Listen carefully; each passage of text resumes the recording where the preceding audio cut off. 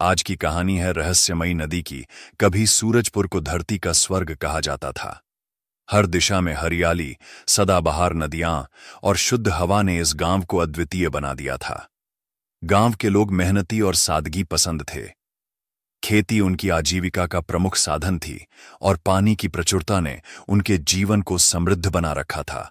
लेकिन जैसे जैसे समय बीता, चीजें बदलने लगीं। लालच और लापरवाही ने ग्रामीणों को जकड़ लिया। पेड़ काटे जाने लगे, कचरा नदियों में फेंका जाने लगा और पानी का दुरुपयोग किया जाने लगा। धीरे धीरे सूरजपुर की नदियां सूखने लगीं। खेती मुश्किल हो गई और गांव की समृद्धि छिनने लगी। गांव में इस बदहाली के बीच एक नटखट और जिज्ञासु लड़का अर्जुन अपनी शरारतों के लिए मशहूर था। वह मासूम था, लेकिन उसकी शरारतें कई बार परेशानी का कारण बन जाती है। साल दर साल बारिश कम होती गई। सूरजपुर में पानी की किल्लत इतनी बढ़ गई कि गांव वालों को पानी के लिए मीलों दूर तक जाना पड़ता था। सावित्री, जो अर्जुन की पड़ोसी थी, रोज सुबह अपनी बकरी को पानी पिलाने के लिए दूर दराज के तालाब जाती। एक दिन अर्जुन खेलते खेलते सावित्री के घड़े को गिराकर तोड़ देता है। सावित्री का गुस्सा फूट पड़ता है। वह अर्जुन को खूब डांटती है और उसकी शिकायत उसकी मां सुनीता और दादी पार्वती से करती है। तुम्हारा बेटा कभी सुधरेगा नहीं, सावित्री गुस्से से बोली। सुनीता ने अर्जुन को फटकारा और समझाया कि पानी की कीमत क्या होती है, लेकिन अर्जुन ने इस बात को गंभीरता से नहीं लिया। कुछ दिनों बाद अर्जुन की प्रिय बकरी गौरी प्यास के कारण मर गई। यह देखकर अर्जुन का दिल टूट गया। अब उसे एहसास हुआ कि पानी सिर्फ एक साधन नहीं, बल्कि जीवन का आधार है। एक दिन अर्जुन खेलते खेलते जंगल की ओर चला गया। वहां उसे एक बूढ़ा व्यक्ति मिला जो प्यास के कारण कमजोर हो चुका था। अर्जुन के पास जो थोड़ा पानी था, उसने उसे बूढ़े को दे दिया। बूढ़ा राहत की सांस लेते हुए बोला, बेटा, तुम्हारी दयालुता देखकर मेरा दिल भर आया। मैं तुम्हें एक रहस्य बताऊंगा।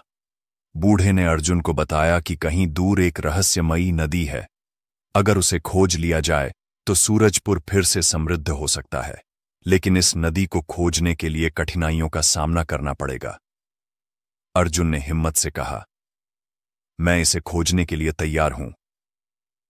बूढ़े की बताई दिशा में चलते हुए अर्जुन एक गुफा के पास पहुंचा। वहां एक विशाल नाग देवता पहरा दे रहे थे।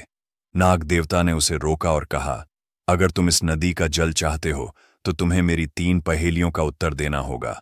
अगर असफल रहे तो यहां से खाली हाथ लौटना पड़ेगा। अर्जुन ने साहस दिखाया और पहेलियों को हल करने के लिए तैयार हो गया।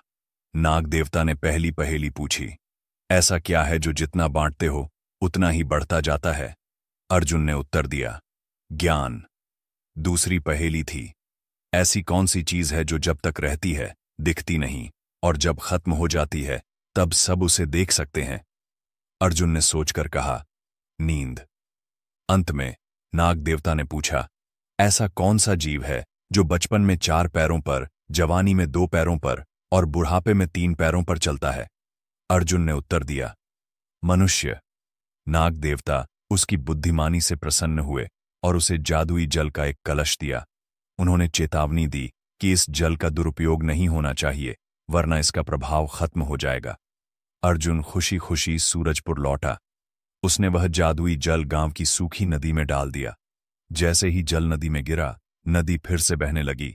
गांव में हरियाली लौट आई। कुएं और तालाब पानी से भर गए।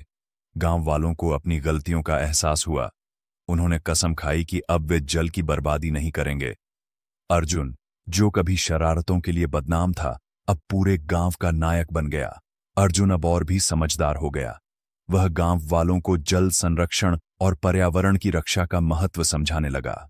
गांव वालों ने मिलकर नए पेड़ लगाए और अपने जल स्रोतों की सफाई की। सूरजपुर ने अपनी पुरानी समृद्धि वापस पा ली। अब वह सिर्फ एक गांव नहीं, बल्कि पर्यावरण संरक्षण का प्रतीक बन गया। अर्जुन का नाम इतिहास में दर्ज हो गया, जिसने अपनी चतुराई और साहस से अपने गांव को बचाया। निष्कर्ष इस कहानी से हमें यह शिक्षा मिलती है कि हमारी छोटी छोटी कोशिशें बड़े बदलाव ला सकती हैं। अर्जुन की तरह हमें भी प्रकृति और जल संरक्षण के प्रति जिम्मेदार बनना चाहिए, ताकि आने वाली पीढ़ियां एक समृद्ध धरती पर रह सकें।